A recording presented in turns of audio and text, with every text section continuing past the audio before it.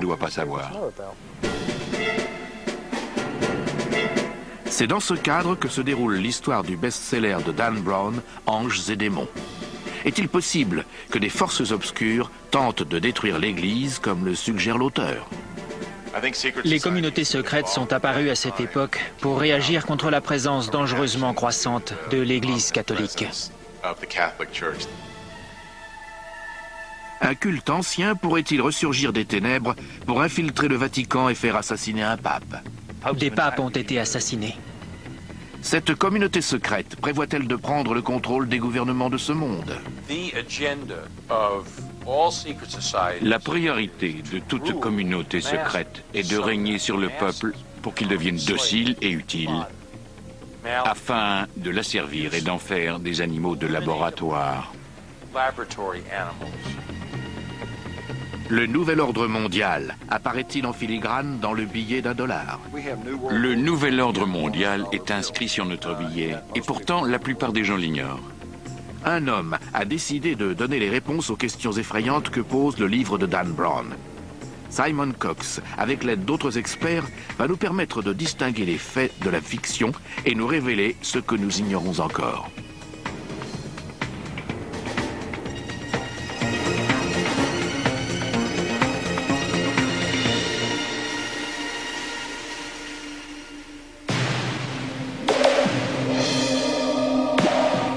Rome, une cité qui autrefois régnait sur le monde occidental.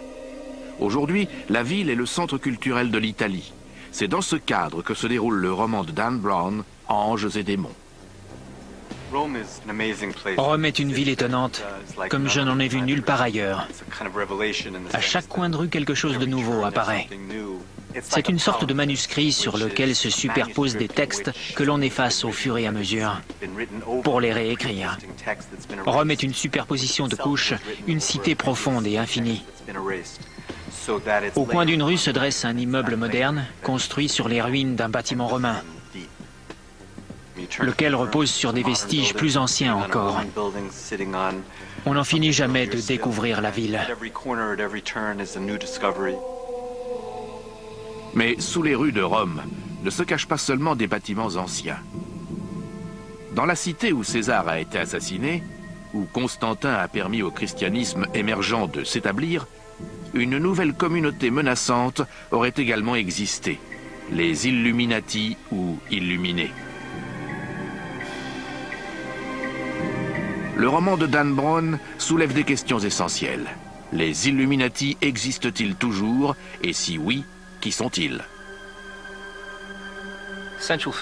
Le thème central d'Anges et démons repose sur la communauté secrète des Illuminati. A-t-elle existé et à quelle époque de l'histoire? Existe-t-elle encore?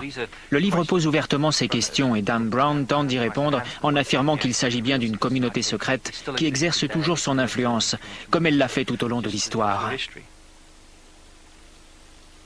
En tant qu'historien, Simon Cox a étudié le passé. Désormais, il consacre sa carrière à enquêter sur les théories mystérieuses de Dan Brown. Avec Anges et démons, Cox se retrouve sur la piste des Illuminati, tout comme le héros du roman. Ce livre évoque les communautés secrètes, le christianisme et son interaction à travers le temps avec les peuples, les individus. Il développe l'idée selon laquelle pourrait exister tout un pan caché des connaissances de l'illumination.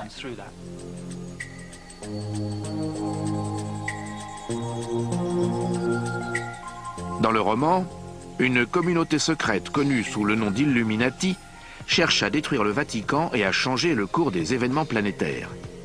Pour l'écrivain Jim Marrs, partisan de la théorie du complot, la menace est réelle.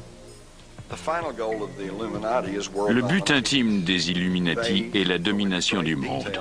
La manière dont ils comptent y parvenir est très détaillée. Ils envisagent d'instruire les jeunes et de les convertir à leur mode de pensée. Ils veulent anéantir la foi et la confiance au sein de la politique, mais aussi de la religion. Les faits sont un peu différents que dans la fiction que Dan Brown met en avant dans Anges et démons. À travers mes recherches, j'ai pu constater que la communauté secrète des Illuminati a existé sous des formes différentes en France et en Espagne. Les livres d'histoire montrent que plusieurs groupes se sont appropriés ce nom à travers les âges. En Espagne, ils ont été persécutés et brûlés sur le bûcher par l'Église catholique à l'époque de l'Inquisition. Mais le mystère ne s'arrête pas là.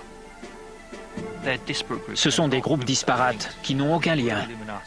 Le terme Illuminati ou Illuminés, ou encore ceux qui voient la lumière, est assez approprié quand on y songe, pour des groupes qui veulent être éclairés.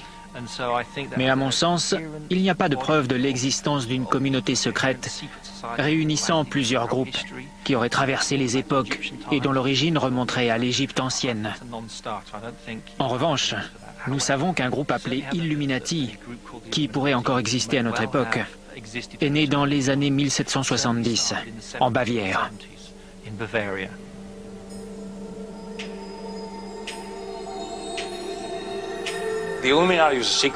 La communauté secrète des Illuminati aurait été formée au printemps 1776 par Adam Weishaupt, qui a été élevé chez les Jésuites.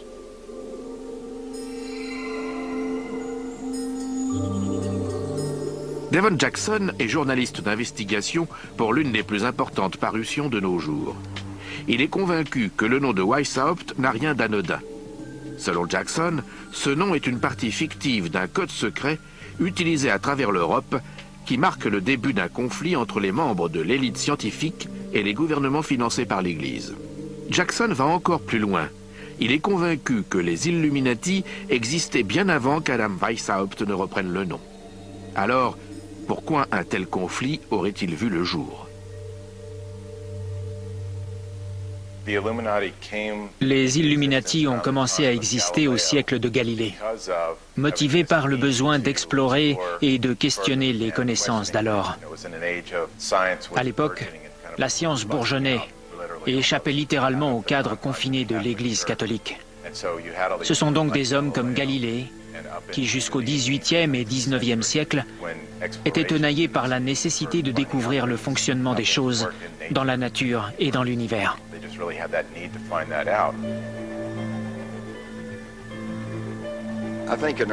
Au cours des siècles précédents, l'Église était vraisemblablement opposée à la science parce qu'elle craignait un conflit entre ses dogmes et la connaissance scientifique.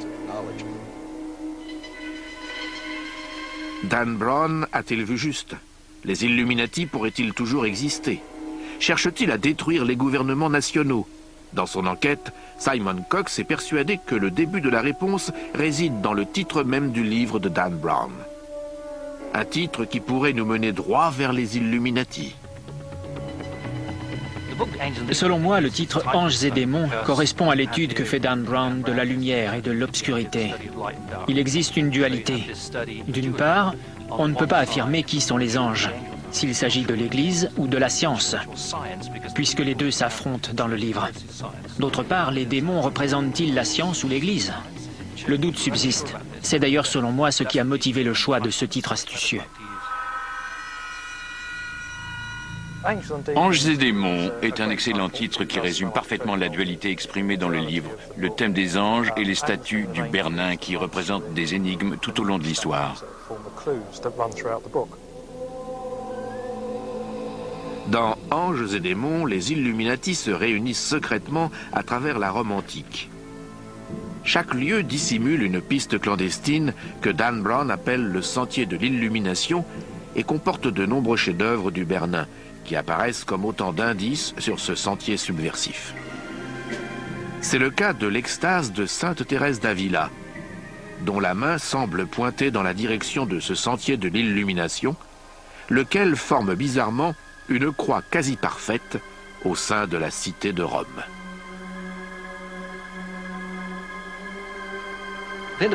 Je suis convaincu que le sentier de l'illumination que Dan Brown évoque dans son livre est réel et a été utilisé au fil du temps.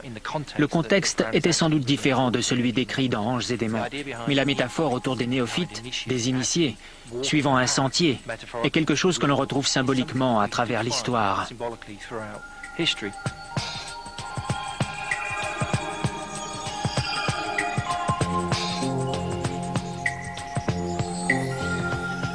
Ce sentier présumé part du lieu le plus connu de Rome, le Vatican. Un site qui accueille près d'une trentaine de millions de visiteurs par an. Il traverse ensuite le Tigre en direction de l'Est à Sainte-Marie-de-la-Victoire. Au nord, la croix débute de l'église Sainte-Marie du Peuple et relie la place Navona. Mais pourquoi un groupe supposé combattre l'église aurait-il pris une croix pour délimiter ce sentier? Clive Prince et Lynn Picknett, co-auteurs de La Révélation des Templiers, ont recherché son origine mystérieuse. Chaque discipline religieuse évoque la part métaphorique de l'illumination. L'existence des Illuminati sous la forme d'un groupe, avec ses propres idées, ses rites initiatiques et ses coutumes abominables menant à l'illumination, reste encore à démontrer. Les débuts scientifiques, les rituels et la quête du pouvoir des Illuminati sont étroitement liés à la propre histoire mystérieuse du Vatican, lequel détient des documents secrets qui pourraient servir à détruire l'Église.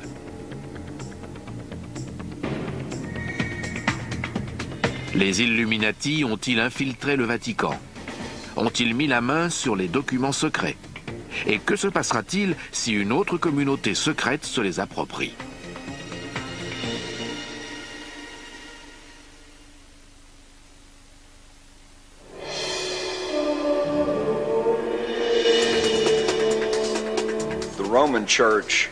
L'Église romaine est à l'évidence une des institutions les plus riches et les plus puissantes du monde, et ce, depuis des siècles. Car si l'on remonte au Moyen-Âge, l'Église dirigeait tout.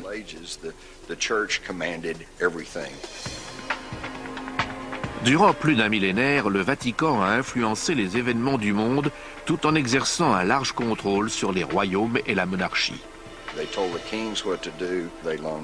Le Vatican disait sa volonté au roi, prêtait de l'argent et dirigeait chaque facette de la vie de ses sujets. Avec l'émergence de la démocratie et de la liberté à travers le monde, son pouvoir a diminué, mais c'est encore une institution tout à fait redoutable.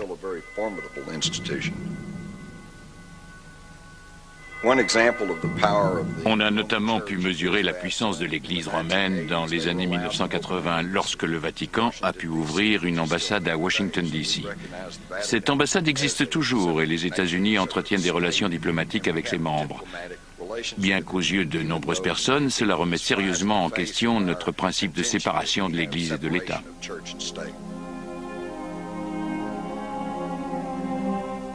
L'emplacement du Vatican est au centre de l'histoire catholique romaine, au cœur même de sa foi. Selon l'histoire catholique et celle du Vatican, les ossements de Saint-Pierre sont enterrés sous la coupole de la basilique Saint-Pierre, de la cité du Vatican, à Rome. Et si les anciennes fondations du Vatican étaient bâties sur autre chose que les restes de Saint-Pierre? Le débat reste ouvert. C'est une question controversée et de nombreuses personnes prétendent que ce ne sont pas les ossements de Saint-Pierre, mais plutôt ceux d'un animal.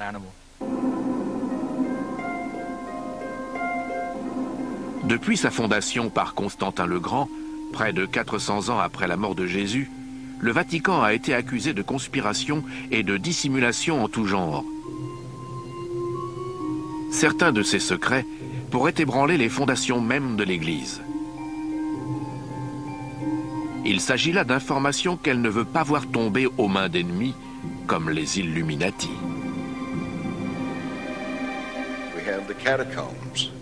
Presque personne n'a jamais pu accéder aux catacombes qui se trouvent sous le Vatican. Toutes sortes d'histoires circulent à ce sujet. Il y aurait le corps momifié de Jésus-Christ, ou encore de nombreux objets susceptibles de donner une vision plus honnête et véridique des origines humaines. Honest and true understanding of human origins.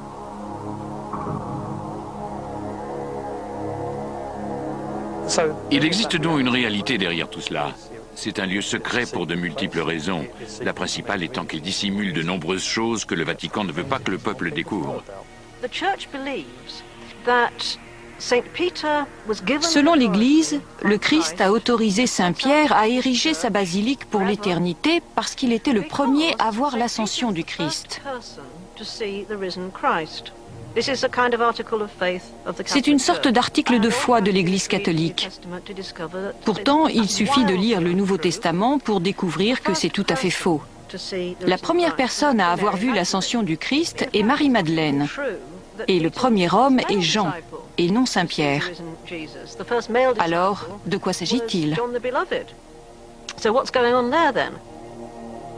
Durant des siècles, ces questions n'ont pas été soulevées, par crainte de la persécution qu'elles risquaient d'engendrer. Elles concernent le cœur même de l'Église. Saint-Pierre était-il vraiment l'élu destiné à fonder l'Église? Son corps repose-t-il réellement au Vatican? Les premiers scientifiques ont été les premiers à poser ces questions.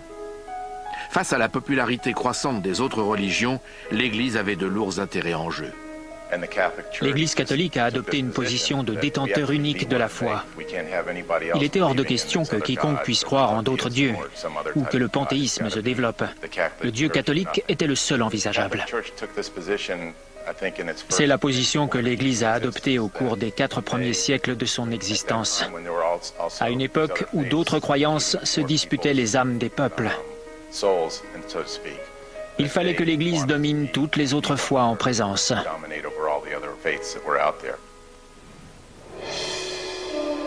L'énorme richesse financière de l'Église et surtout la manière dont elle a été constituée est un autre facteur de controverse. Le Vatican reste discret sur ses finances à cause des polémiques autour des sommes que récolte l'Église. Il ne veut pas que l'on connaisse le détail des montants perçus, ni même la puissance financière qu'il représente. D'ailleurs, dans le cadre de mon travail de journaliste, j'ai constaté que même ici aux États-Unis, les prêtres et les évêques ne maîtrisent que la comptabilité de leur propre paroisse. Ils n'ont pas accès aux chiffres comptables global ou ignorent où va l'argent et qui le perçoit. Le Vatican a toujours été une institution très secrète. Il y a encore pas si longtemps, elle a été secouée par d'importants scandales financiers impliquant des banques et d'autres établissements. Cette formidable concentration de richesses a eu une conséquence inattendue. La fonction de pape est devenue l'une des plus dangereuses au monde.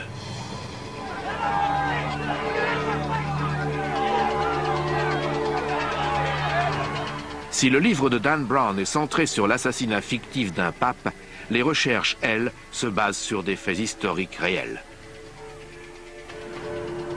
Peut-on assassiner un pape? C'est déjà arrivé, ça ne fait aucun doute. Et Dan Brown soulève la question dans Anges et démons. Le pape Célestin V en est l'exemple classique. La présence d'un clou de 10 cm dans son crâne ayant quelque chose de suspect.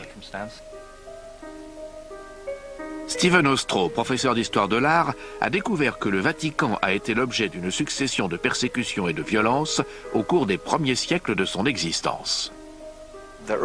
Les premiers papes étaient martyrisés parce qu'ils représentaient une tradition de la foi qui était contraire à la loi romaine. Si vous vous rendez à la basilique Saint-Pierre, par exemple, tous les piliers de l'édifice sont ornés des portraits des premiers papes, qui ont tous été martyrisés pour leur foi. Les pontifes ont été tués parce qu'ils représentaient des figures religieuses, mais également politiques. Il y a donc eu des intrigues, des empoisonnements, des meurtres et des martyrs. Mais depuis, disons, le XVIIe siècle, les choses se sont considérablement améliorées. L'Église s'est battue pour le pouvoir et la suprématie du monde, tout comme d'autres communautés secrètes. Les époques dominées par la crainte sont de bonnes époques pour l'Église. Toutes les communautés secrètes qui ont un impact négatif ont pour but de régner sur les masses afin de les asservir.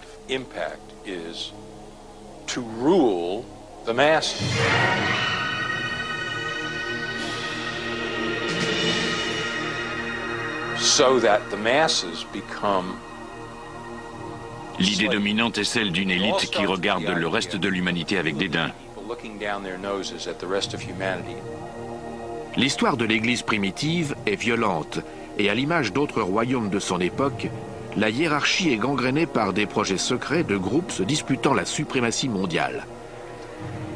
Un nouveau mot émerge qui décrit les schémas occultes de cette période. Qualifier l'Église de pornocratie est une utilisation intéressante du mot. C'est un terme peu usité qui signifie gouverner par des prostituées, d'où la racine porno. Historiquement, il se réfère spécifiquement à une période du Xe siècle, qui débute par le règne d'un pape relativement inepte, Serge III, et se poursuit avec une série de pontifes dont la souveraineté est pour le moins amorale. Il semble que Serge III ait fait assassiner un nombre important de cardinaux rivaux pour accéder au siège.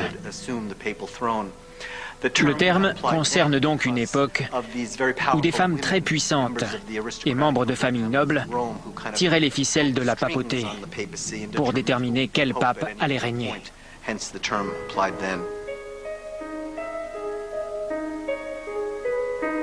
Il est dit qu'une grande partie de l'histoire de cette période sordide est conservée dans ce bâtiment des archives, situé à une centaine de mètres derrière la grande basilique du Vatican. Ce complexe tentaculaire est supposé renfermer la plus grande collection au monde de livres sacrés, dont certains n'ont pas été exhibés depuis des siècles.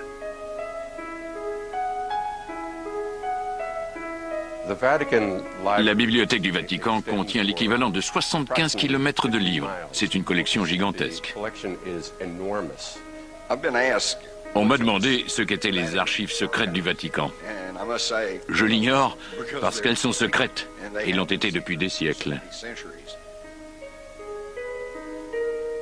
Dans Anges et démons, Robert Langdon parvient à voler un document historique des archives qui, selon lui, permettra de découvrir l'endroit où est séquestré le cardinal qui a été enlevé.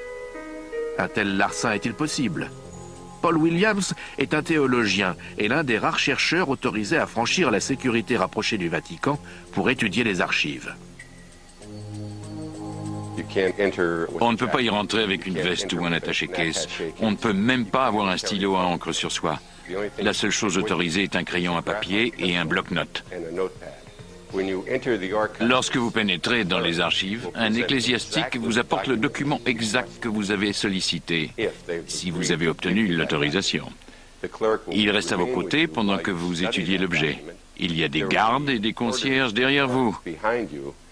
Il est donc impossible de dérober quoi que ce soit dans ce bâtiment, même si vous vous appelez Harry Houdini. Les mesures de sécurité draconiennes et l'accès limité poussent à se demander ce que le Vatican dissimule dans ses archives.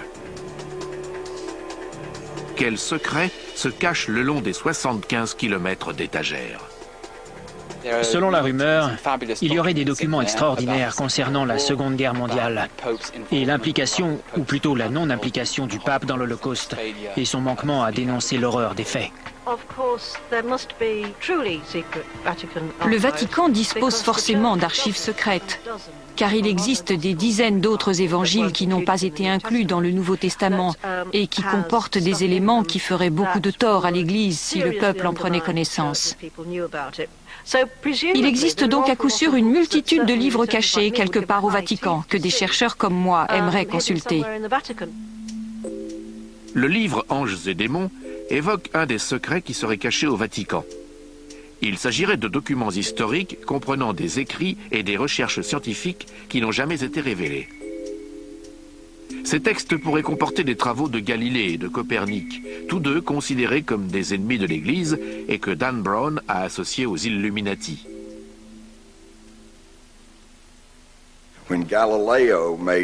Lorsque Galilée a affirmé que la Terre, la Lune et toutes les planètes tournaient autour du Soleil, non seulement a-t-il bouleversé l'orthodoxie de l'Église romaine, mais il a sans doute éveillé la crainte que le peuple voue un culte au Soleil, comme au temps des religions primitives que l'Église cherchait désespérément à éradiquer.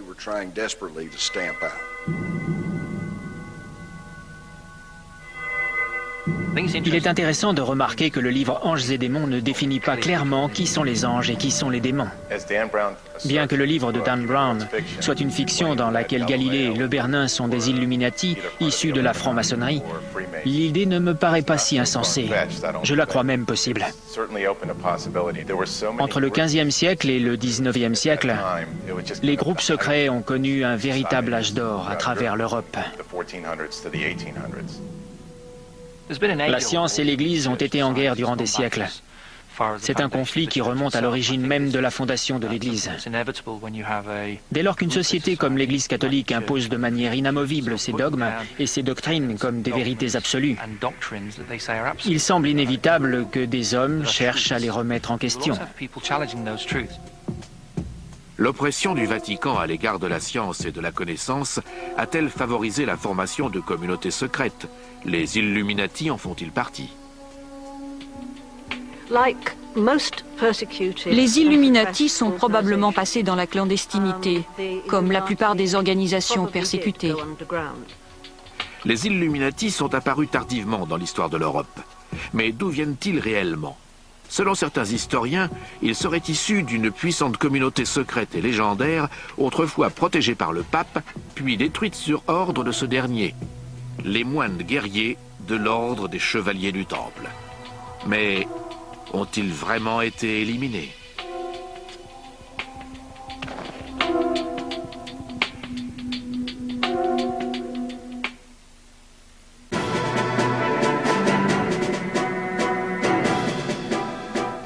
Les chevaliers du Temple sont issus de l'ordre des pauvres chevaliers du Christ.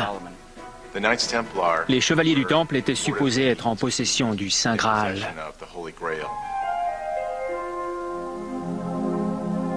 En l'an 1000, le monde occidental croit à la légende du Saint Graal, un calice qui aurait contenu le sang du Christ et son pouvoir. À l'époque, une communauté secrète de moines guerriers affirme avoir trouvé le Saint Graal. À travers les pouvoirs que lui confère la légende, les chevaliers du Temple deviennent une des communautés secrètes les plus craintes et les plus révérées de l'histoire.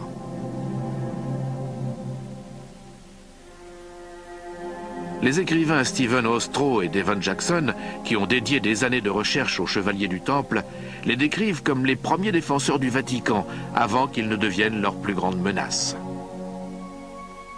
Officiellement, ils étaient là pour protéger les pèlerins sur la route de Jérusalem. Ils ont élu domicile dans le temple de Salomon et vivaient dans les écuries. Pendant plus de 8 ans, ils ont entrepris des fouilles autour du temple.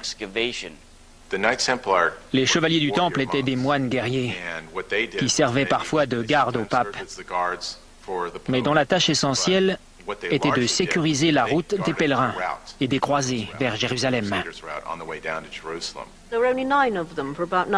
Ils n'étaient que 9 pendant près de 9 ans, alors ils n'ont pas pu être très efficaces. Ils avaient à l'évidence un autre projet et semblaient être en quête d'autre chose en Terre Sainte. Ils connaissaient certains secrets. En dépit de leurs vœux de pauvreté, les chevaliers accumulent rapidement une fortune plus importante que celle de la plupart des souverains de l'époque. Terre, argent, navires, les chevaliers se mettent à financer les monarques et le Vatican. Les chevaliers du Temple sont devenus une sorte d'entreprise. Ils ont créé la première agence bancaire qui permettait de déposer son or et son argent en Grande-Bretagne et de le retirer une fois arrivé à Jérusalem, afin d'éviter le transport de fonds le long des routes périlleuses. Ils sont donc devenus les plus grands propriétaires d'Europe et possédaient la flotte la plus importante. La richesse et l'influence des Templiers les rendent intrépides et intimidants. Ils n'obéissent à aucun roi, et très vite, pas même au pape. Leur richesse ne constitue peut-être pas leur plus grande menace.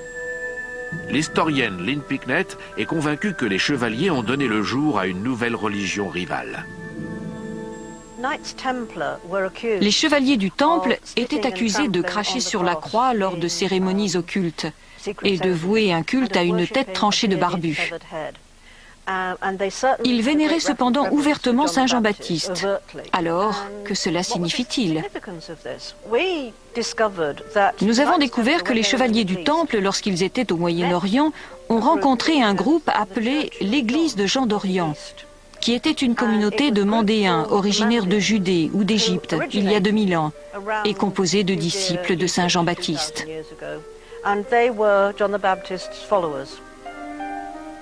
Les chevaliers ont peut-être suivi un culte parfois appelé Chevalier Saint-Jean. Mais c'est sans doute une autre raison qui a sonné le glas de ces téméraires moines guerriers. Ils fulminent contre Jésus, dont ils disent qu'il est un usurpateur, un schismatique de la religion de Saint Jean-Baptiste.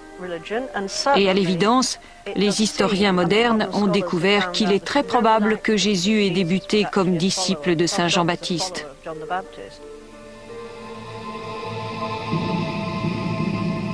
Quelle que soit la raison, les Templiers vont rapidement tenir des réunions clandestines dans des lieux secrets, à la manière du sentier de l'illumination que décrit Dan Brown dans son livre.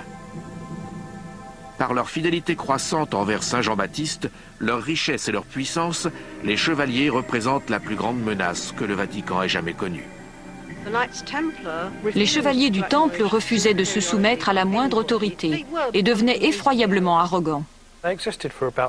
Pendant environ 2 siècles, ils ont constitué un ordre d'une puissance incroyable à tous les niveaux, avant de connaître une fin brutale et tragique au début du XIVe siècle, lorsque d'abord le roi de France, puis le pape se sont retournés contre eux. Finalement, les Templiers sont devenus si importants qu'ils ont exacerbé la jalousie du roi de France et la colère du peuple. Ils sont devenus, selon les termes de Sir Walter Scott, aussi pédants que des Templiers, ce qui veut dire qu'ils étaient si fiers qu'ils se permettaient tout, ce qui a poussé le peuple à se liguer contre eux. Les raisons qui ont motivé le démantèlement de l'ordre font encore couler beaucoup d'encre. Le motif officiel est que le roi de France en voulait à leur fortune. Mais à l'époque, les Templiers ont été accusés d'hérésie et de blasphème. Le 12 octobre 1307, les chevaliers du Temple sentent la fin venir. Les historiens sont convaincus qu'ils sont parvenus à faire disparaître leurs immenses richesses en précédant les armées du roi de France lancées à leur poursuite.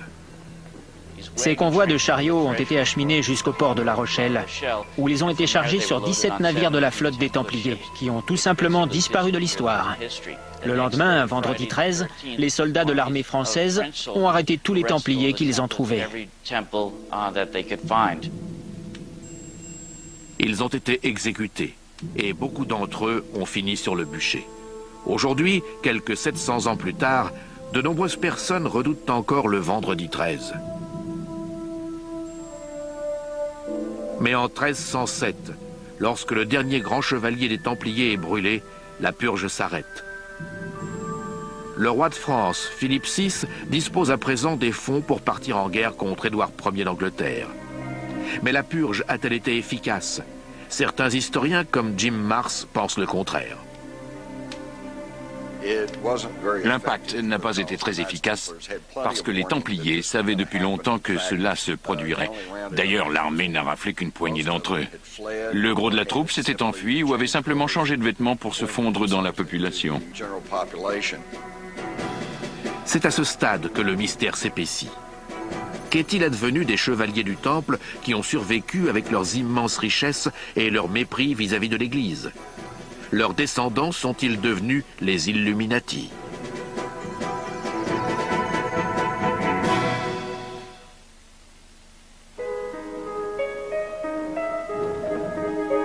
Une fois les Templiers soi-disant vaincus, à la fin du XIVe siècle, le Vatican redevient l'institution la plus puissante du monde. Mais au fil du temps, un nouveau danger vient menacer son hégémonie, la science.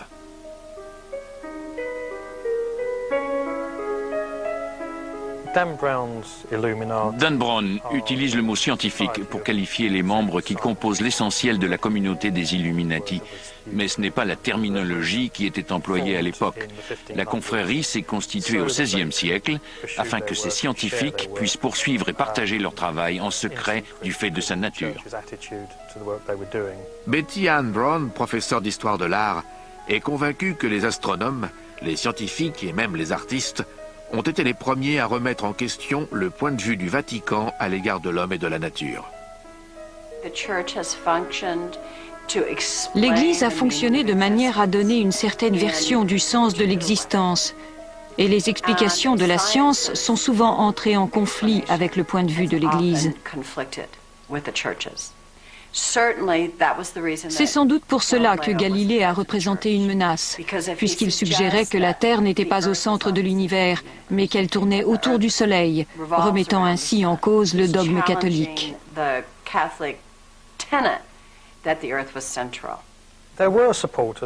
Galilée avait des partisans au sein même de l'Église, selon lesquels de telles allégations, si elles étaient vraies, remettaient en question la vérité théologique énoncée dans la Bible. Il bénéficiait donc de soutien, mais le pape avait le dernier mot.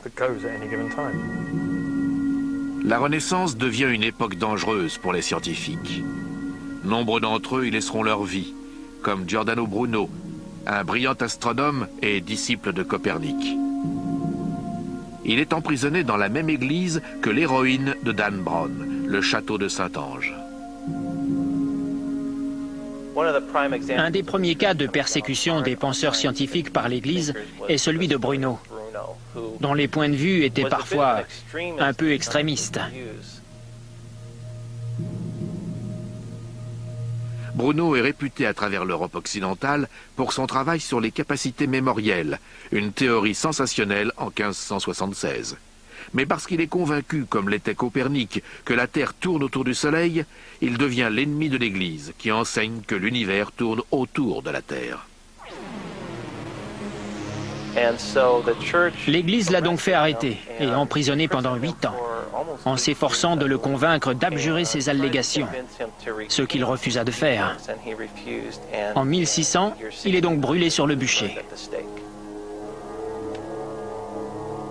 Galilée aurait pu connaître le même sort. Tout comme Bruno, il passe en jugement à 2 reprises pour ses études scientifiques. Ces procès occupent une place centrale de l'intrigue d'Anges et démons. L'histoire de Galilée est souvent mal comprise. Il y a eu 2 procès. Le premier s'est tenu en 1616 devant les représentants de l'Église parce que Galilée avait soutenu la théorie copernicienne selon laquelle la Terre tournait autour du Soleil et n'était pas au centre de l'univers. À l'époque de son premier procès, il avait été acculé par les scientifiques italiens. C'est donc en 1616 qu'il a abjuré et admis que Ptolémée avait raison de placer la Terre au centre de l'univers. Il est ensuite retourné à l'université où il a continué à enseigner que notre planète tournait autour du Soleil. En 1632, il est arrêté par l'Inquisition et son nouveau procès débute en 1633. On a souvent dit que Galilée a été contraint d'abjurer, séquestré dans un donjon et affamé, mais tout cela est faux. À l'époque de son procès, il vivait à la Villa Médicis, dans le luxe. Lorsqu'il s'est finalement rétracté, en 1633, le pape a annulé sa peine d'emprisonnement et lui a accordé une retraite financière jusqu'à la fin de ses jours, ainsi qu'un poste honorifique.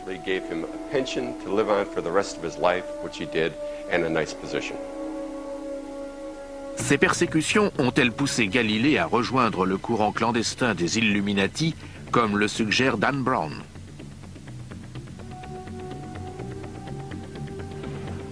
L'historien Clive Prince a la réponse. Galilée ne pouvait pas être un membre des Illuminati puisque le mouvement n'existait pas à son époque. Il n'existe d'ailleurs aucune preuve qu'il ait appartenu à une confrérie similaire, ni même qu'il ait été enclin à rejoindre une quelconque communauté de cet ordre. Cependant, un grand nombre d'artistes et de scientifiques de l'époque deviennent membres de communautés secrètes comme le prieuré de Sion, que les lecteurs du Da Vinci Code connaissent. Je crois pouvoir affirmer que Léonard de Vinci et Isaac Newton étaient tous 2 membres du prieuré de Sion. Mais de Vinci était versé dans différentes activités ésotériques. C'était une sorte d'esprit universel. Et il paraît donc plausible qu'il ait appartenu à une confrérie occulte. Ne serait-ce qu'à travers ses tableaux et ses dessins, dont le sens aujourd'hui encore nous échappe, et pourrait très bien indiquer son appartenance à une communauté secrète de quelque ordre. Dans Anges et démons, Dan Brown avance l'idée que des hommes comme les sculpteurs Le Bernin ou Raphaël ont pu appartenir à la communauté secrète des Illuminati. Mes recherches ont montré que ce n'était absolument pas le cas. Le Bernin et Raphaël étaient tous 2 très religieux. C'était une époque qui préfigurait le siècle des Lumières, un âge de raison, au cours duquel de nombreux scientifiques, comme Galilée, accédaient à des connaissances qui échappaient aux compétences de l'Église catholique. Leur rationalisme et leur approche scientifique élargissaient considérablement leur champ de vérité. Les scientifiques de la Renaissance ne sont pas les seuls à chercher à élargir le champ de la vérité. Cette bataille pour la suprématie de la planète dure depuis longtemps. Comment mène-t-on un tel combat?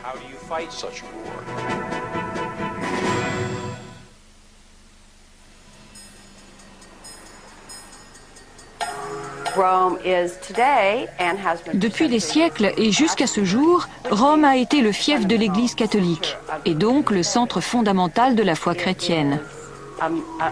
C'est un mélange de différentes sources issues de l'Égypte, de l'Afrique et du monde entier. La cité de Rome regorge de symboles antiques. C'est une des raisons pour lesquelles le roman de Dan Brown est situé sur place. Mais c'est aussi pour son patrimoine artistique. Selon l'historienne de l'art Betty Ann Brown, ces deux raisons ont servi à transmettre des messages secrets, certains ayant même pu se trouver sur les mystérieux sentiers de l'illumination. Le Bernin, en tant qu'artiste Illuminati, s'est beaucoup servi de motifs égyptiens dans son travail, pour la simple raison qu'à l'époque de ses œuvres, les symboles égyptiens étaient très en vogue.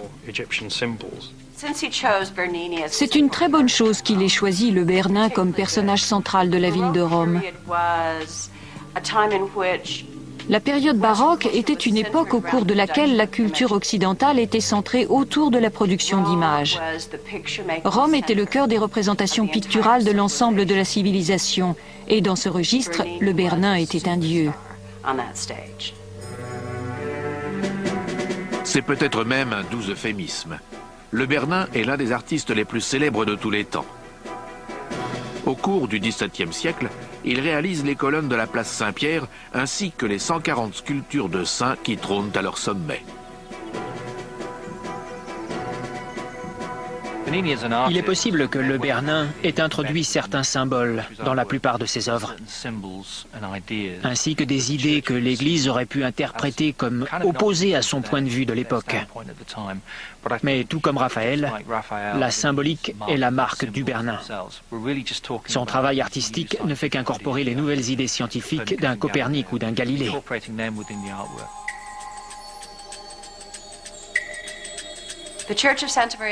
L'église Sainte-Marie du Peuple est chargée d'histoire, au même titre que de nombreuses églises de la ville de Rome. Si le Bernin est le maître des Illuminati, cet édifice est un lieu important pour la confrérie secrète, puisqu'elle comporte deux de ses sculptures, celle de Daniel et celle d'Havakuk, avec un ange. L'ange est venu dire à Havakuk de venir en aide à Daniel et pointe dans une direction. Havakuk résiste un instant et pointe dans l'autre direction. Dan Brown se sert de cette sculpture pour suggérer que l'ange désigne l'indice suivant. C'est donc un premier pas fondamental vers le sentier fictif des Illuminati.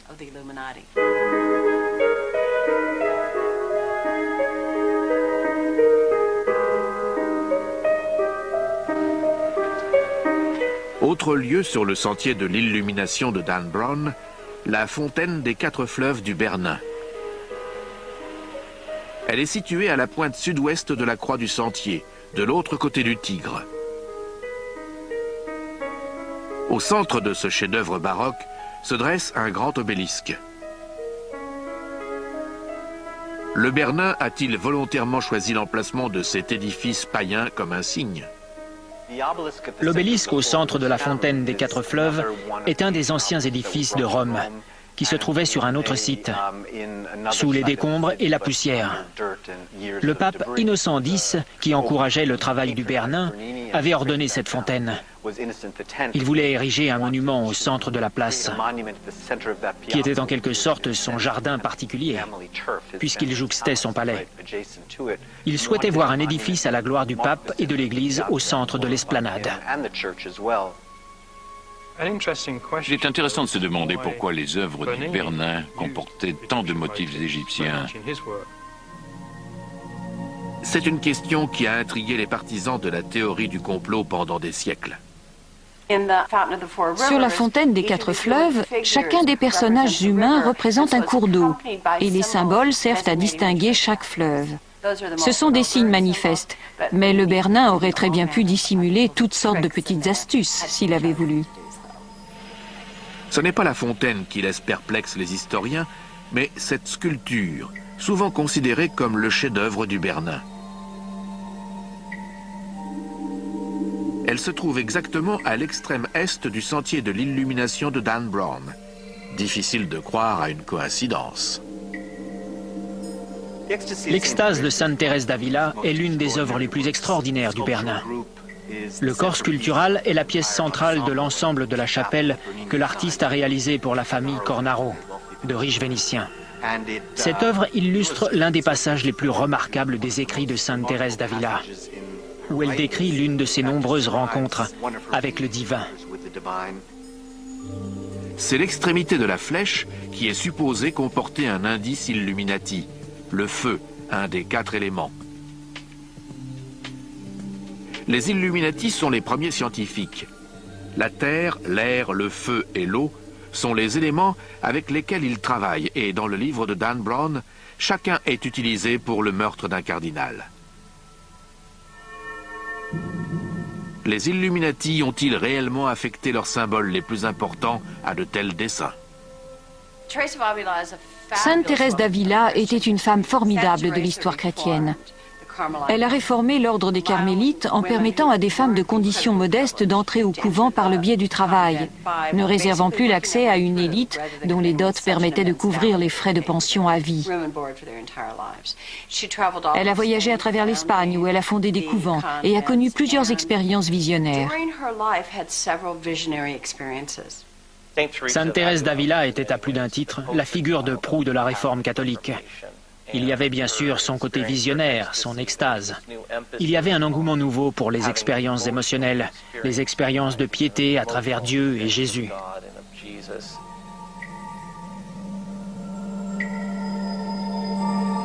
Le Bernin a survécu à 8 papes, 8 bienfaiteurs, ce qui lui a permis de créer la plupart des œuvres les plus précieuses du Vatican, dont la célèbre place Saint-Pierre. Mais un autre artiste de la Renaissance pourrait bien avoir glissé le même genre de message secret dans son travail, Raphaël. Cette fois, il ne figure pas sur des obélisques ou des flèches de feu. L'un d'entre eux se situe à l'une des extrémités de la croix délimitant le sentier de l'illumination. Les pyramides de la chapelle Chigi sont uniques en termes de représentation et de forme funéraire de la Renaissance. Elles ont été conçues par Raphaël, qui était l'architecte et le maître d'œuvre de la chapelle au début du XVIe siècle. Elles étaient destinées à représenter la grandeur de la Rome antique et des civilisations primitives. Raphaël a dessiné ces sépulcres en s'inspirant de la signification symbolique des pyramides, qui remontait à la culture de l'Égypte et de la Rome antique. Leur forme était une incarnation de la perfection, mais aussi du salut et de l'éternité. Dan Brown a choisi ce site comme nouvel indice sur la piste des Illuminati. La Terre, un des éléments. Cela fait-il de Raphaël un conspirateur? Selon moi, n'importe lequel de ces créatifs de génie aurait pu appartenir à une communauté secrète. Ce pourrait être le cas de Raphaël, mais aussi celui du Bernin. Le Bernin, Raphaël et un grand nombre d'artistes de l'époque étaient considérés comme des réformistes. C'étaient de fervents croyants qui dépendaient fondamentalement de l'Église et qui auraient perçu l'idée d'une communauté secrète comme un anathème. Mais c'étaient aussi des réformateurs qui souhaitaient mettre en avant certaines de ces nouvelles notions scientifiques. Et c'est à cela que Dan Brown semble s'atteler dans Anges et démons. Si le Bernin et Raphaël ont vécu bien avant que les Illuminati ne soient connus, d'autres symboles sur le sentier de l'illumination pourraient avoir un lien avec les communautés secrètes. L'Égypte est la source des symboles Illuminati, qui jouent un rôle significatif dans Anges et démons. Au début du livre, le personnage principal rêve de l'Égypte. À mon sens, Dan Brown utilise ce dispositif romanesque pour nous faire entrevoir le rôle prépondérant que la symbolique égyptienne va jouer dans l'histoire. Rome et la cité du Vatican comportent plusieurs obélisques comme celui-ci. Ils ont une origine païenne, et pourtant ils se trouvent sur un des sites les plus religieux du monde. La raison de leur présence remonte aux lointaines origines du christianisme moderne. La vue des obélisques au sein de Rome a quelque chose d'étrange. La ville en compte 13 au total, c'est-à-dire un nombre plus important que celui que l'on trouve actuellement en Égypte. Dans Anges et démons, les obélisques servent à constituer le sentier de l'illumination que découvre Robert Langdon. Le professeur Eric Johnson enseigne à l'Université de Los Angeles. C'est un spécialiste de l'histoire religieuse. Selon lui, il est possible d'expliquer l'influence du mysticisme égyptien au sein de l'Europe chrétienne et l'utilisation des symboles par les communautés secrètes. La culture, ou tout au moins la philosophie égyptienne, exerce une fascination pendant la Renaissance. Les humanistes de l'époque étaient convaincus que les Égyptiens étaient à la source d'une sagesse ancestrale disparue. Il y a donc une volonté de retrouver cette connaissance et cette sagesse antique. L'obélisque de la place Saint-Pierre pèse environ 180 tonnes. Il a donc fallu construire un solide coffrage qui puisse l'accueillir et le transporter sur une chaussée, ne serait-ce que de quelques centaines de mètres. C'était une entreprise colossale qui a mobilisé des milliers d'hommes et de chevaux pour déplacer un tel monument.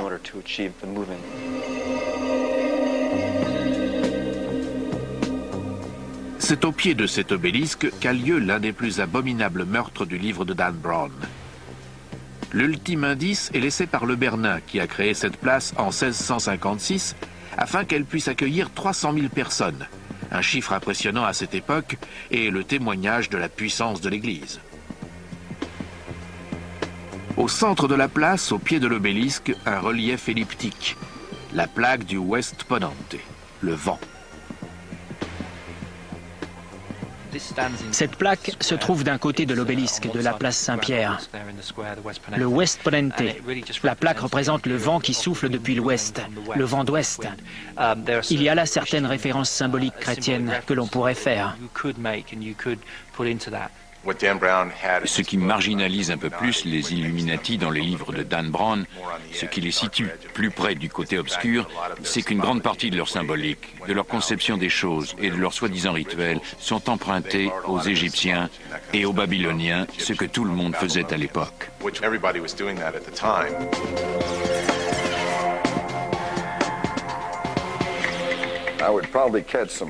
Au risque de choquer, il faut admettre que lorsqu'on étudie la Bible, qui est le livre sur lequel se fonde le christianisme, on découvre que c'est un patchwork d'anciennes traditions orales, de vieilles histoires.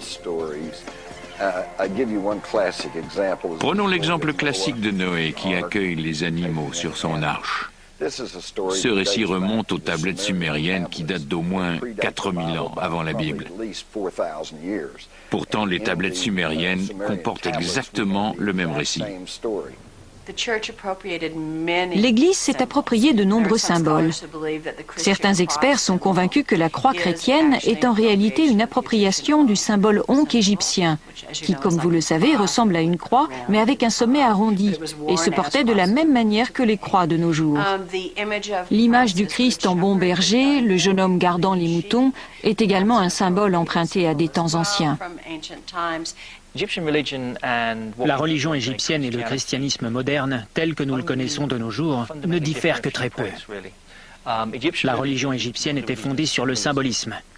On peut également considérer que le christianisme est une religion basée sur le symbolisme. Le symbole de la croix, par exemple, est le plus connu du monde contemporain. Cependant, les experts estiment qu'il existe une différence fondamentale entre le christianisme et la religion égyptienne. La croyance dans le dualisme, notamment dans la notion de bien et de mal.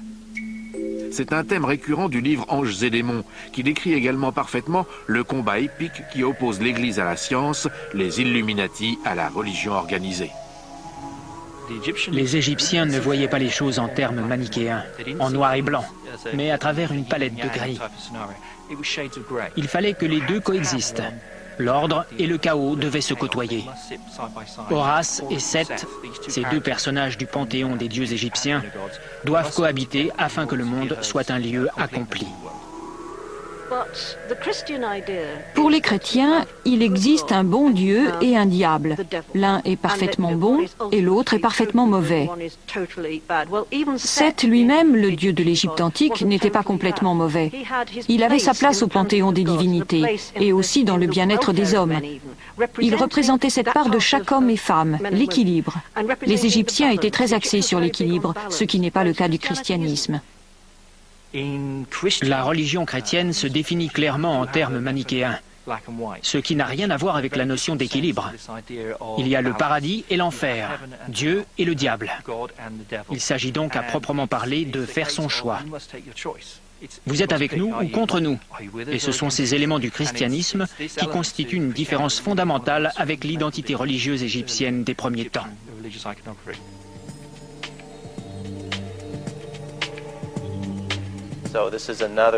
Rome s'est transformée en un lieu sacré pour l'ensemble de l'Empire. De cette façon, tous les dieux qui étaient vénérés au sein de l'Empire l'étaient à l'intérieur de ce temple. Plus tard, lorsque le christianisme a été légalisé et qu'il est ensuite devenu la religion officielle de l'Empire romain, il est apparu normal de reconvertir tous ces temples païens en lieux de culte chrétien.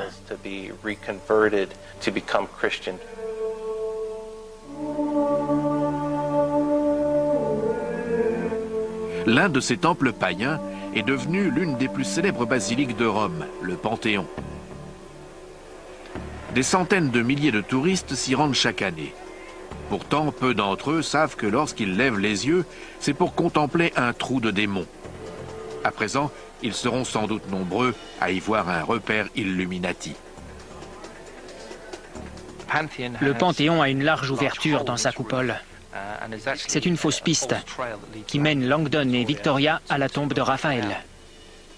Ce soi-disant trou de démons dans la toiture du temple est un nouvel exemple de récupération d'un symbole païen transformé en symbole chrétien. Une nouvelle expression du dualisme du bien contre le mal. Ils sont persuadés que l'un des meurtres va se dérouler sur les lieux. Mais ce n'est pas le cas. Ce qui est intéressant, c'est qu'ils introduisent l'idée du trou du démon à ce stade de l'histoire en l'assimilant au toit du Panthéon. L'historien Simon Cox est persuadé que le sentier de l'illumination a au moins une raison d'être réel. Le sentier de l'illumination que Dan Brown évoque dans son livre est réel et a été utilisé au fil des temps. Le contexte était sans doute différent de celui décrit dans Anges et démons. Mais la métaphore autour des néophytes, des initiés suivant un sentier, est quelque chose que l'on retrouve symboliquement à travers l'histoire.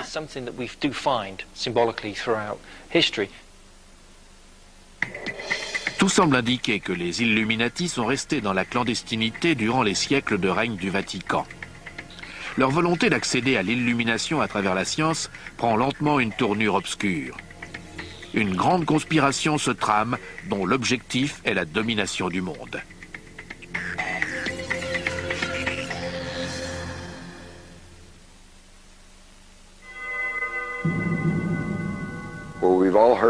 Nous savons tous que la connaissance mène au pouvoir, mais la connaissance occulte est encore plus puissante. Et les Illuminati, si c'est encore leur nom, sont un mouvement dont le mot d'ordre est la fin justifie les moyens.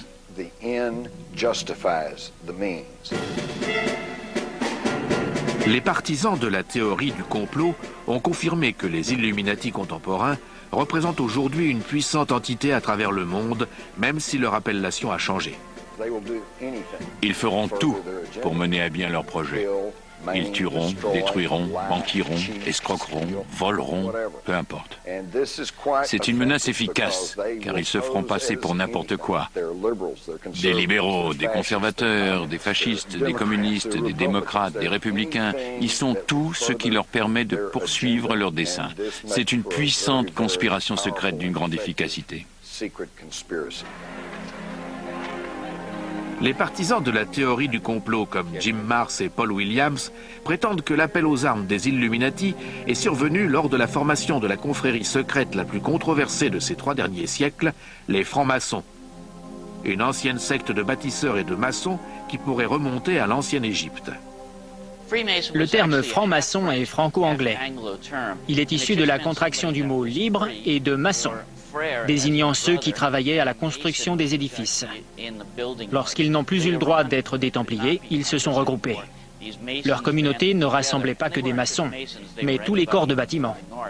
Ils ont formé des loges, et ainsi, lorsqu'un frère maçon venant d'une autre loge se présentait dans une ville, ses pairs avaient le devoir de l'héberger, de le nourrir, et dans la mesure du possible, de lui donner du travail. Pour d'autres, comme le journaliste d'investigation John Rapoport, les chevaliers du Temple sont simplement passés dans la clandestinité sans jamais disparaître. Mais à présent, il prétend que les chevaliers ont ressurgi et probablement infiltré la franc-maçonnerie.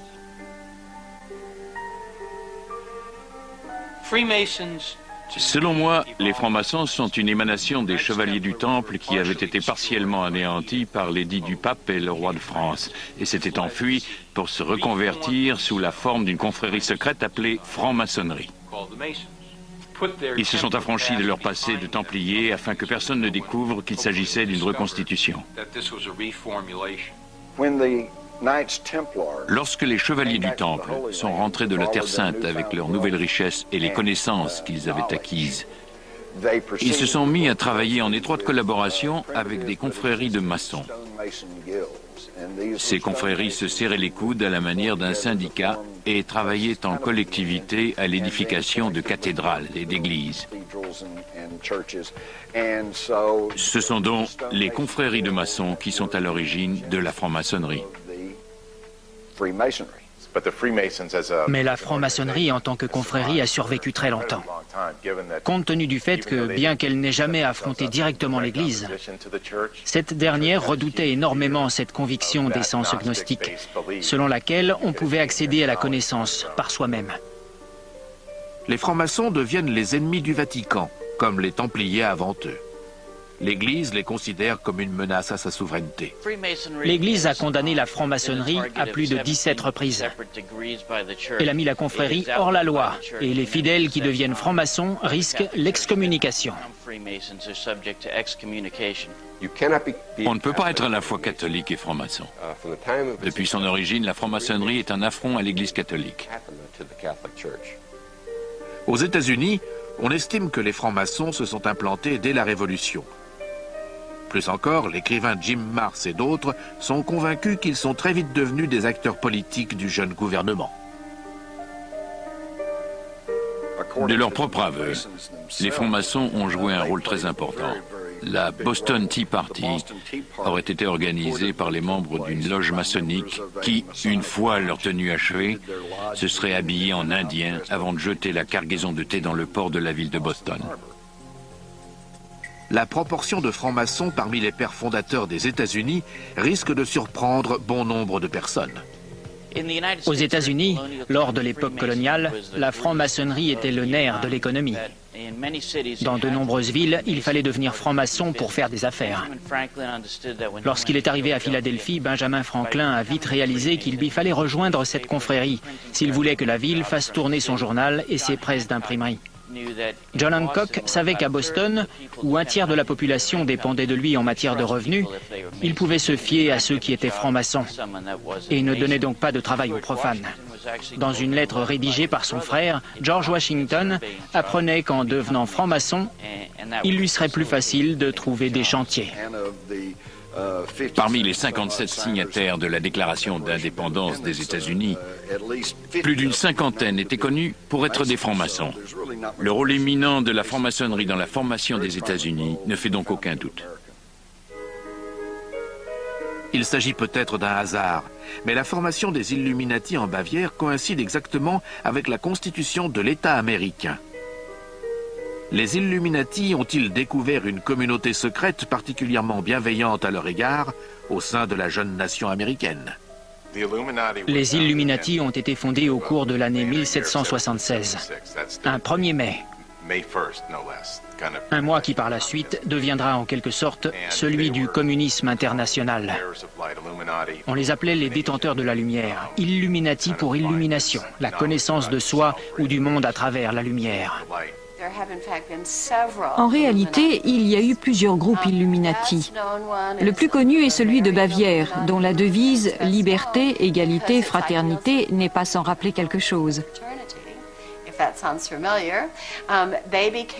Ils ont joué un rôle fondamental dans l'esprit des pères fondateurs des États-Unis.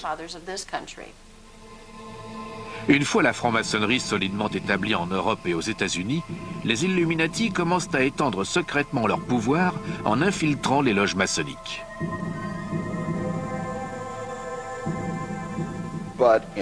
Mais en 1782, à la convention de Wilhelmsbad, les Illuminati se sont introduits au sein des chevaliers du Temple, au sein même de la franc-maçonnerie.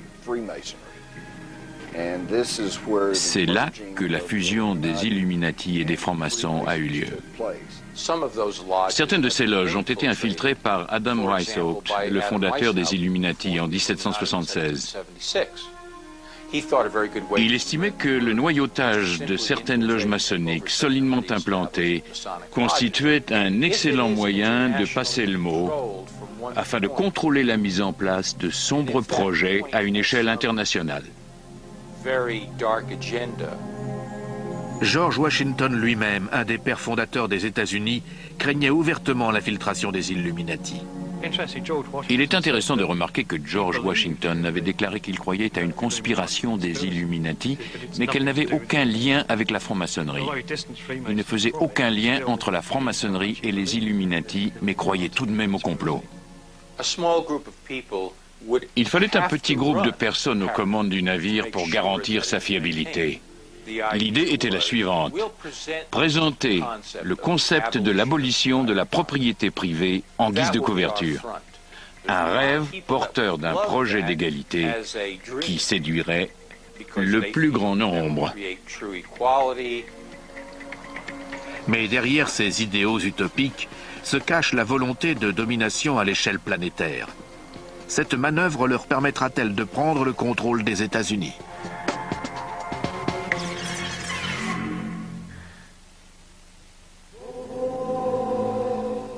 Alors que les francs-maçons illuminés étendent leur emprise sur le monde, le pouvoir, l'influence et la richesse de l'Église catholique romaine déclinent lentement. Afin de garantir sa survie, le Vatican doit trouver un compromis. Certains observateurs affirment que le Saint-Siège a passé un pacte secret avec le diable. D'autres estiment que ce compromis est responsable de la résurgence des assassinats du pape. Le traité de Latran, passé avec Mussolini, puis l'arrangement secret entre Hitler et le Vatican, démontrent clairement que les fascistes et l'Église ont passé certains accords avant la Seconde Guerre mondiale sur une base de non-agression réciproque. C'est la raison pour laquelle l'Église n'a jamais dénoncé avec force les atrocités perpétrées par Hitler et les nazis.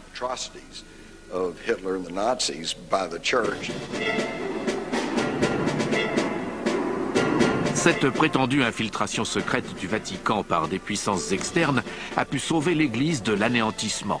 Cependant, certains estiment que cela en fait un complice du génocide qui allait suivre. Le pape Pie XI a signé le concordat avec Hitler et avec Mussolini. Il a servi ces deux régimes fascistes. Vers la fin de son pontificat, il est revenu sur ses positions car il savait qu'il avait fait une erreur. Il a vu la souffrance du peuple juif à travers l'Allemagne et la Pologne, les ghettos, les camps de concentration et la persécution des ecclésiastiques catholiques en Allemagne.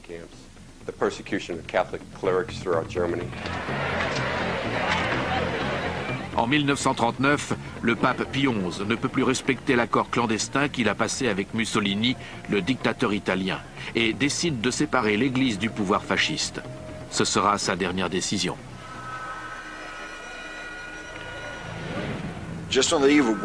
À la veille de la Seconde Guerre mondiale, le pape Pie XI déclare son mécontentement à l'égard des concordats négociés avec Mussolini et Hitler. Il menace de dénoncer publiquement les accords secrets passés entre l'Église et le pouvoir fasciste, mais il meurt subitement. La mort soudaine de Pie XI réduit à néant le projet destiné à rompre l'alliance entre le Vatican et les fascistes. Les pontifes sont à nouveau en danger de mort, tout comme ils l'étaient au Moyen-Âge. Aujourd'hui encore, les experts soulèvent des questions troublantes autour de la mort du pape. Immédiatement après la mort du pape, 2 personnes sont entrées dans sa chambre. L'une d'entre elles était le cardinal Pacelli, le futur Pie XII, et principal instigateur du concordat passé avec Hitler. L'autre était le médecin du Vatican. Le cardinal Pacelli et le médecin du Vatican ordonnent immédiatement que le corps du souverain pontife soit embaumé. L'Église n'a encore jamais autorisé cette pratique auparavant. Par ailleurs, le Vatican interdit de pratiquer l'autopsie du corps, ne faisant qu'accroître les soupçons. La mort de Pie XI demeure encore un mystère à ce jour. Il y a de bonnes raisons de croire qu'il a été empoisonné par les fascistes italiens. Mais comme dans la plupart des complots, c'est en obscurcissant les faits que l'on préserve le mystère et non en s'efforçant d'occulter la vérité. Les affirmations et les démentis entraînent une telle controverse que le peuple finit par se lasser et se désintéresser. Ce n'est pas la dernière fois au cours de l'histoire récente que les scandales liés au secret, aux manigances et aux morts mystérieuses du Vatican éclaboussent l'Église. Le 5 mai 1998, les titres de la presse italienne font l'effet d'une bombe. La violence s'est emparée du Vatican. Derrière ces murs, l'une des cités les plus secrètes et les mieux gardées du monde, un meurtre a eu lieu. Le 4 mai 1998, une religieuse traverse la caserne de la garde suisse du Vatican et découvre les corps d'Alois Estermann, commandant de la garde, de son épouse, Gladys, et d'un jeune caporal-chef, Cédric Tornet. Quelques heures plus tard, le Vatican déclarera que le jeune caporal-chef a tiré sur le commandant et son épouse, avant de retourner l'arme contre lui. Qu'est-ce qui se cache derrière ce crime horrible? Le Vatican a-t-il été infiltré? S'agit-il d'un vaste complot destiné à renverser l'Église? Dan Brown n'aurait pas pu mieux décrire la manière dont l'affaire a été étouffée. Ce n'est que 4 heures après la découverte des corps que le Vatican a annoncé que, selon la version officielle, le caporal-chef avait tué le commandant et son épouse avant de se donner la mort dans un accès de folie. On n'a jamais su sur quoi se fondait cette conclusion. La nature brutale du communiqué du Vatican concernant le meurtre au sein de la garde suisse ne fait qu'enflammer l'histoire. Les journaux italiens ne disposaient que des quelques lignes du communiqué du Vatican. C'est de là que tout est parti. Ce qui apparaît en surface comme un crime étrange dans une des sociétés secrètes les mieux protégées du globe a sans doute une origine plus politique qu'il n'y paraît. Cédric Tornet a été présenté par le Vatican comme un aliéné, un alcoolique et un toxicomane. Mais en réalité, c'était un garde suisse typique. Il était dévoué au pape et avait juré de lui sacrifier sa vie si nécessaire. Il voulait devenir un des gardes du corps de sa sainteté et toutes les espérances qu'il nourrissait se sont avérées de pures illusions.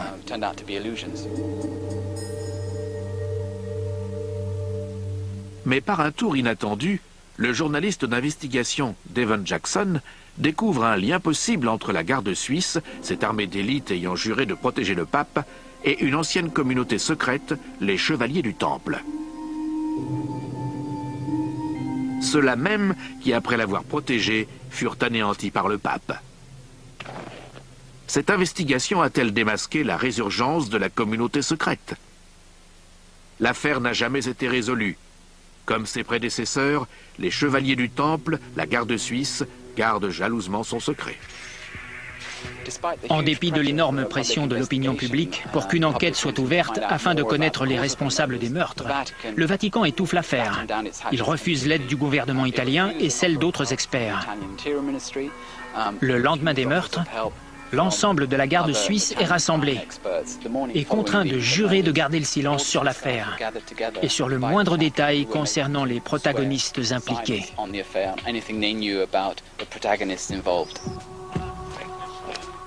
Si les meurtres tendent à fragiliser la réputation de la garde suisse, son dévouement éternel envers le pape demeure incontestable.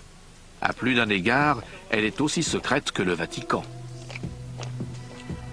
La garde suisse est une institution secrète, comme tous les services au sein du Vatican. Ces hommes doivent prêter serment de loyauté envers l'Église, ce qui, par extension, concerne également les intérêts de l'Église en toutes circonstances. Bien que Dan Brown décrive la garde suisse comme une armée privée d'élite dans Anges et démons, les experts ont une toute autre opinion. Il est plus approprié de décrire la garde suisse comme une attraction touristique, un tigre de papier plutôt qu'une force d'intervention d'élite. À cause de leurs relations tangibles avec le Vatican, certains soupçonnent même que des ennemis de la papauté comme les chevaliers du Temple ont infiltré la garde suisse il y a des siècles. Lorsque les chevaliers du Temple ont délaissé leur tunique et se sont mêlés à la population, il paraît logique qu'ils aient cherché à infiltrer des postes de pouvoir, à rejoindre la garde suisse autour du Vatican et des communautés secrètes. Ils ont certainement noyauté un grand nombre de milieux. Selon la rumeur, le Vatican a toujours eu un service secret. Ce n'est pas un service de renseignement tel que nous le connaissons dans les pays occidentaux, mais un réseau d'information. Un réseau prodigieux car il se fonde sur les prêtres. En Italie et à travers le monde et sur toutes sortes d'institutions religieuses qui transmettent un flot d'informations vers le Vatican. Mais le système a ses faiblesses. Le terrorisme en est une. C'est pourquoi il doit compter sur des informations émanant de la CIA, des renseignements généraux français ou des services italiens. Après avoir bien étudié la garde suisse, j'en ai conclu qu'elle n'était pas équipée pour assurer la protection du pape.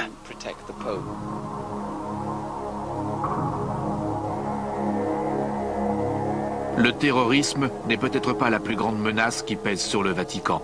Les communautés secrètes ont-elles infiltré l'Église? Certains en sont persuadés et pensent que la piste financière mène à d'autres meurtres au sein du Vatican.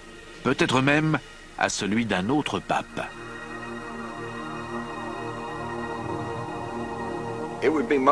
Il serait bon que tout le monde puisse étudier le dossier du scandale de la loge P2 survenu en Italie dans les années 80, à l'époque de l'administration Reagan.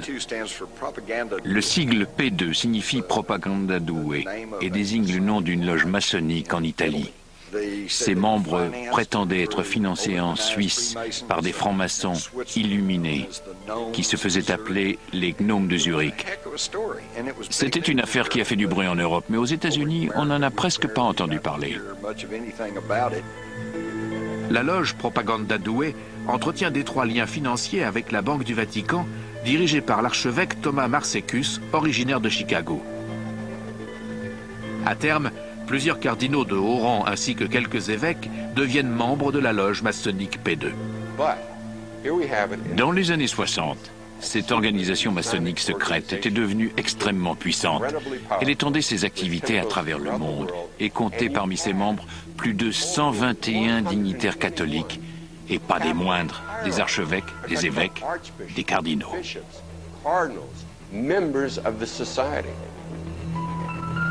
Élu en 1978, le pape Jean-Paul Ier découvre les liens entre le Vatican et la loge P2. Il lance une investigation, mais mourra avant de la voir aboutir.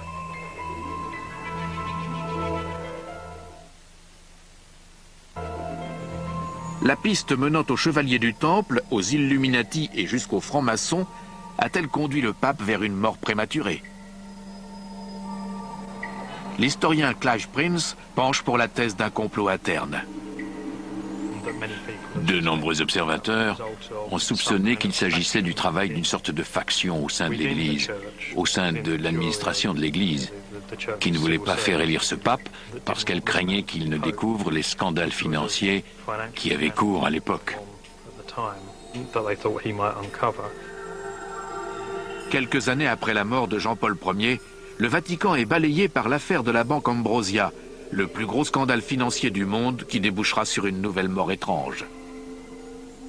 La loge P2 était également très impliquée dans les opérations de banque.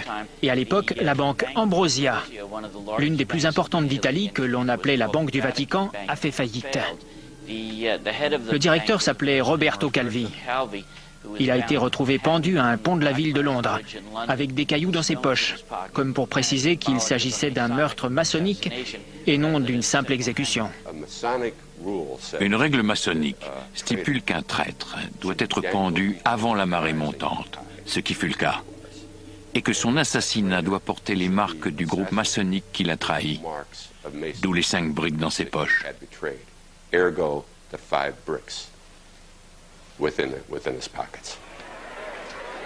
Dans Anges et démons, le meurtre du pape est une fiction. Mais la tentative d'assassinat du pape Jean-Paul II est relayée par la télévision à travers le monde entier, horrifié. Aujourd'hui encore, la question reste posée. Était-ce un acte isolé ou le fruit d'un vaste complot ? La tentative d'assassinat de Jean-Paul II le 19 mai 1981 sur la place Saint-Pierre est la seule de l'histoire récente. Il était entouré de membres de la sécurité du Vatican, dont des officiers de la garde suisse. La tentative d'assassinat de Jean-Paul II en 1981 n'était pas l'œuvre d'un tueur isolé. Cet homme, Ali Agca, qui était musulman, était plus ou moins lié au KGB, à travers une obscure filière bulgare.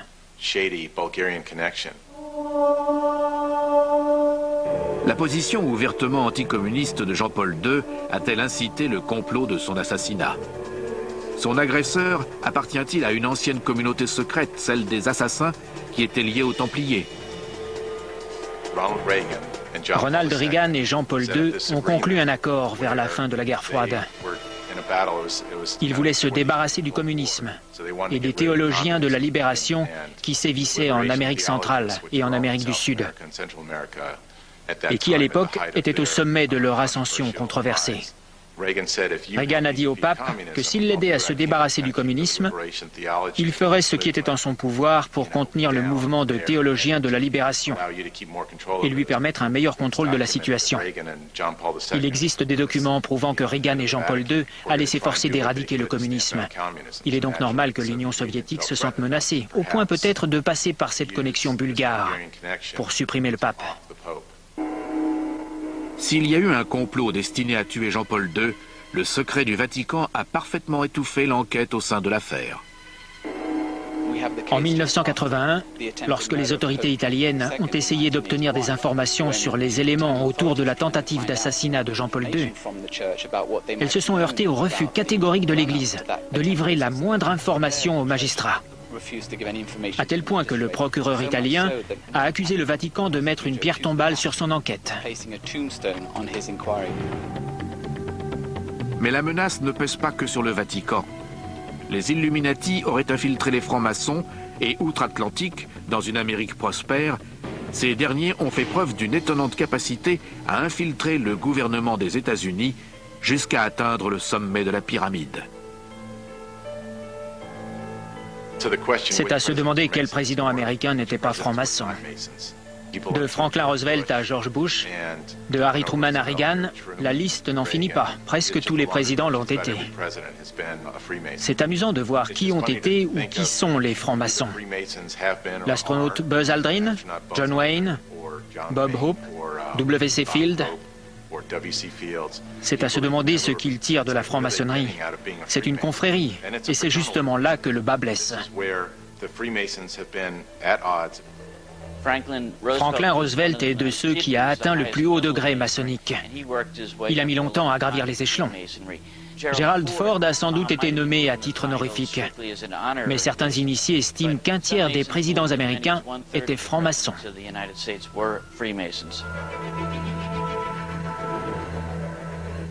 Au cours de la présidence de Franklin Roosevelt, le billet d'$1 subit une modification subtile dont certains affirment qu'elle annonce l'arrivée d'une puissante confrérie secrète aux États-Unis.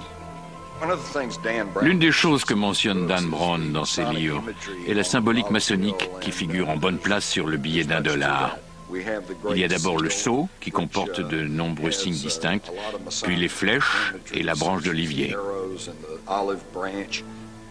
Ici, nous avons l'œil de la connaissance au sommet de la pyramide, mais il est séparé du corps de l'édifice. C'est une imagerie Illuminati qui indique qu'ils sont les seuls à disposer de cette connaissance et que le reste d'entre nous est ici, au pied de la pyramide. Le ministre des Finances, Henry Wallace, qui selon Simon Cox était un franc-maçon, a introduit les symboles maçonniques sur le grand sceau du billet vert. Il a également ajouté ces mots effrayants. Le terme Novus Ordo Seclorum signifie Nouvel Ordre Mondial. Les francs-maçons parlent de Dieu, du grand architecte. Autrement dit, nos billets de banque évoquent un ordre nouveau, et pourtant la plupart des gens n'en savent rien. Le billet vert n'est peut-être qu'un début de preuve que le gouvernement de la plus grande nation libre a été infiltré à travers les Templiers, les Illuminati et à présent les francs-maçons. Le monument de Washington est un obélisque qui a la forme d'une structure égyptienne, dont la signification est essentiellement identique. Elle était initialement dédiée au dieu Osiris, mais elle représente le pouvoir de tous les dieux. Le tracé de la ville de Washington, D.C. met en valeur l'architecture sacrée.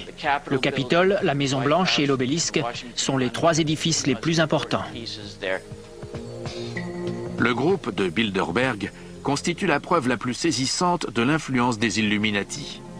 On peut dire que c'est l'un des groupes les plus puissants du globe et de nombreuses personnes le soupçonnent de diriger l'économie et les gouvernements du monde entier.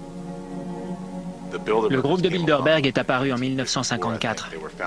Il a été fondé par un autre franc-maçon, le prince Bernard, qui appartenait à la dynastie mérovingienne, d'après ses dires, et était également affilié aux nazis.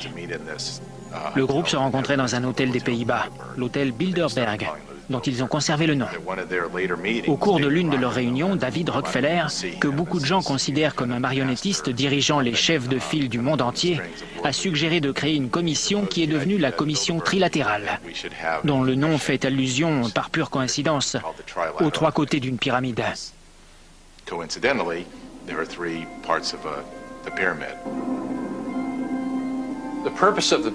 L'objectif du groupe de Bilderberg était une Europe unie qui débuterait par un marché commun. À présent, l'Union européenne cherche désespérément à faire ratifier une constitution par les pays membres, en vertu de laquelle les gouvernements déjà imposants de chaque État souverain seront dirigés par un gouvernement encore plus imposant, appelé Union européenne. Les bureaucrates contrôleront toute l'Europe. Il n'y aura plus de frontières, le règne d'une minorité sur la masse. Il y a une grande part de secret, surtout au sein du groupe de Bilderberg. Il y a une grande part d'intimité autour de ce qui se décide au sein de la commission trilatérale. Et le fait qu'ils aient envie de façonner le monde selon leurs desseins, de déterminer ce qui est bien et les moyens d'y parvenir, permet de faire le lien avec le nouvel ordre mondial, la pyramide, l'œil et la tradition maçonnique.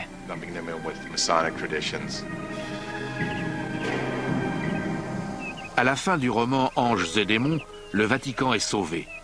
Mais le combat opposant la science à l'Église se poursuit-il de nos jours?